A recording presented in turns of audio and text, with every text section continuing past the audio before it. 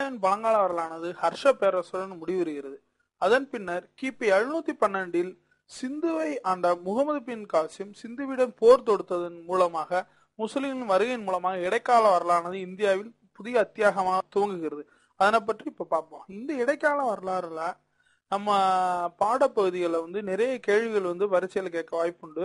இந்த இடைக்கால வரலாறுல இந்தியாவில் முஸ்லிம்கள் ஆட்சி மற்றும் சுல்தானிய ஆட்சி மற்றும் மொகலாயரின் ஆட்சிக்கு வழிவகுத்தது. இந்த இடைக்கால வரலாறு கிபி 712 இருந்து நம்ம அவுரங்கசீப், மொகலாய வம்சத்தோட கடைசி அரசரான அவுரங்கசீப் மற்றும் அவர்களுக்கு அடுத்து வந்த இந்து அரசர்களோட வரைக்கும் நீளுது. நம்ம இதை பத்தி நம்ம இப்ப வர்ற செக்மெண்ட்ஸ்ல பார்ப்போம். சரிங்களா? முஸ்லிம்களின் வருகை அரேபியன் சிந்துவை கைப்பற்றுவதுடன் துவங்குகிறது. சிந்து அப்படின்ற மாகாணமானது பாகிஸ்தான்ல தற்போருக்கு அது தாகிர் என்ற மன்னரால் ஆளப்படுறது. முகமது பின் காசிம் என்ற ஈராக்கிய மன்னர் சிந்துவை ஆண்ட தாகிரை தோற்கடித்து கிபி 712 சிந்துவை கைப்பற்றினார். இதுவே அரேபியர்களின் முதல் இந்திய படையெடுப்பாக கருதப்பட்டது. இதுவே முஸ்லிம் மன்னர்கள் தம் இந்தியாவை கைப்பற்ற அடிகோலியது எனலாம். இது எந்த கேள்வி கேட்பாங்க அப்படின்னு பாத்தீங்கன்னா, முகமது பின் காசிம் எப்போது சிந்துவை கைப்பற்றினார் அப்படின்ற கேள்வி அடிக்கடி கேட்கிறாங்க. இது எந்த வருடம் அப்படின்னு பாத்தீங்கன்னா கிபி 712 அப்படின்றது சரியான விடை. அதன் பின்னர் கஜினி முகமது, இவரது பெயர் பாத்தீங்கன்னா முகமது கஜினி அப்படின்றது இவர் ஆண்ட ஊர். காபூலுக்கு மேற்பக்கத்தில் உள்ள சாமர்கண்ட் அருகில் உள்ள கஜினி என்ற ஊரை ஆண்ட முகமது என்ற மன்னன் கிபி 997 முதல் 1030 வரை ஆட்சி புரிந்தார். இந்த வருடங்கள் பாத்தீங்கன்னா ஒரு மன்னர் ஆட்சி புரிந்த வருடங்களை தான் குறிக்கும். கிபி 997 கஜினியில் முகமது அரியணை ஏறினார். அவர் ஒரு மிகுந்த பணவெறி பிடித்த மன்னர் அப்படின்னு நம்ம சொல்லலாம். அவர் தன்னோட ஆட்சி காலத்துல அனைத்திலுமே செல்வங்களை கொள்ளையடிக்கும் நோக்குடன் பல்வேறு இடங்களை நோக்கி படையெடுக்க தொடங்கினார். அப்படி அவர் பாத்தீங்கன்னா கிபி 1000 இந்தியா மீது படையெடுக்க தொடங்கினார். அதாவது நம்ம மொழி வழக்குல சொல்லுவோம், கஜிமுன் 17 முறை படையெடுத்தாரு, அவரை மாதிரி நம்ம தொடர்ந்து படையெடுக்கணும்னு சொல்லுவாங்க. ஆனா அவர் 17 முறையுமே 16 முறை தோற்கல. 17 முறையுமே அவர் வெற்றி கொண்டு அனைத்து செல்வங்களையும் கொண்டு போயிட்டு தான் இருந்தாரு. அவரோட படையெடுப்புகளை பத்தி இப்ப நம்ம பார்ப்போம். இன்னைக்கு கேள்வி எப்படி கேட்பாங்க அப்படின்றது அடுத்து நம்ம பார்ப்போம். கஜினி முகமது கிபி 1000 இந்தியா மீது படையெடுக்க தொடங்கினார்.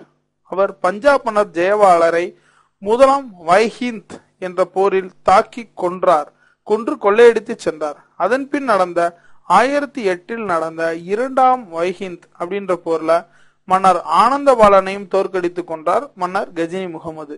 இதுல பாத்தீங்கன்னா இது முதலாம் வைஹிந்த் போர், 2ஆம் வைஹிந்த் போர் கேட்க வாய்ப்புண்டு. இவர் கொன்ற மன்னர்கள் அப்படின்னு பாத்தீங்கன்னா பஞ்சாப் மன்னர் ஜெயபாலரும் 2ஆம் வைஹிந்த் போல கொன்ற மன்னர் ஆனந்தபாலரும் ஆவார். அதன் பின்னர் 1000 முதல் 1027 வரை 17 முறை படையெடுத்தார் கஜினி முகமது.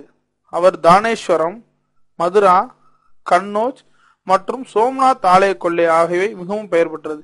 இதுல பாத்தீங்கன்னா மிக முக்கியமான கான்செப்ட் அப்படின்னு பாத்தீங்கன்னா 1025 அவர் படையெடுத்த சோம்நாத், குஜராத்தில் உள்ள சோமநாதர் ஆலயத்துல கொள்ளையடிச்சதான் மிகப்பெரிய படையெடுப்பாக கருதப்படுகிறது. அப்போது ஆயிரக்கணக்கான மன்னர்கள், ஆயிரக்கணக்கான பிராமணர்களும் ஆயிரக்கணக்கான பொதுமக்களும் கொல்லப்பட்டு மிகுந்த செல்வங்கள் சூறையாடப்பட்டு சென்றன. இந்த 1025 சோமநாத ஆலயம் கொள்ளடிக்கப்பட்டது. இந்த வருடம் மிக மிக முக்கியம். இவருக்கு 17 முறை படையெடுத்த காலகட்டம் அப்படின்னு பாத்தீங்கன்னா 1000 முதல் 1027 வரை. இவர் 1030 இறந்த பிறகுதான் வட இந்தியாவே பெருமூச்சு விட்டது அப்படின்னு அல்பருனின் அவரோட ஆசிரியர் அதை குறிப்பிடுறாரு.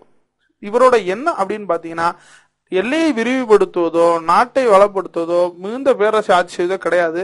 அவருடைய எண்ணம் ஆலயங்களையும் அரண்மனையும் தாக்கி கொள்ளையடிப்பது மட்டுமே. இந்தியாவில் தனது எல்லையை விரிவுபடுத்துவது கிடையாது இவரோடது. இவர் உலகிலுள்ள தலை சிறந்த தளபதியில் ஒருவர். பின்னர் இவர் பஞ்சாபை பிடித்து அதனை தனது ராஜ்யத்தின் ஒரு பகுதியாகவும் மாற்றினார். இவர் பஞ்சாபை தன்னோட ராஜ்யத்துல ஒரு பகுதியாக மாத்திக்கிட்டாரு. இவர் 3 நபர்களை ஆதரித்தார். முதல் நபர் பிர்தௌசி, பெர்ஷிய புலவர். இவர் கிழக்கின் ஹோமர் எனப்பட்டார். கிழக்கின் ஹோமர் அப்படின்னு யாருன்னு கேட்டாங்கன்னா பிர்தோசி அப்படின்னு சொல்லணும். ஹோமர் அப்படின்றவர் யாருன்னு பாத்தீங்கன்னா உலகின் மிக பழமையான காவியங்களான ஒடிசி மற்றும் இலியடை கிரேக்க மொழியில் எழுதியவர் தான் இந்த ஹோமர். இவர் ஒரு கண் தெரியாதவர், மிகப்பெரிய இலக்கியவாதி. அதனை அடிப்படையாக கொண்டுதான் இந்த பிர்தோசி என்பவரை, இந்த பெர்ஷிய புலவரை, பெர்ஷியா என்பது தற்போதைய பாரசீகம், இவரை கிழக்கின் ஹோமர் எனப்பட்டார். இவர் ஷா நாமா அப்படின்னு எழுதினாரு. கஜினி முகமதின் வாழ்க்கை வரலாறு தான் ஷானாமா எனப்படும். அதுக்கடுத்து அல்பரூனி. இந்த அல்பரூனி அப்படின்றவர் மத்திய ஆசியாவின் சிறந்த அறிஞர். இந்த அல்பரூனியை கஜினி முகமது ஆதரித்தார். இவர் எழுதிய நூல் அது பேரு தஹிக் இ ஹிந்த் அப்படின்ற நூலை எழுதினவர் இவரு. அதே மாதிரி இவரோட அவைப்புலவர் யாரு அப்படின்னு பாத்தீங்கன்னா உட்பி அப்படின்றவர் இவரோட அவைப்புலவர். இவர் கிதாப் உத் யாமினி அப்படின்றத எழுதினாரு. பொதுவா பாத்தீங்கன்னா இந்த புலவர்கள் அறிஞர்கள் அவங்களோட நூல்களை நம்ம நல்லா படிச்சு வைக்கிறது நம்மளுக்கு மிக மிக முக்கியம்.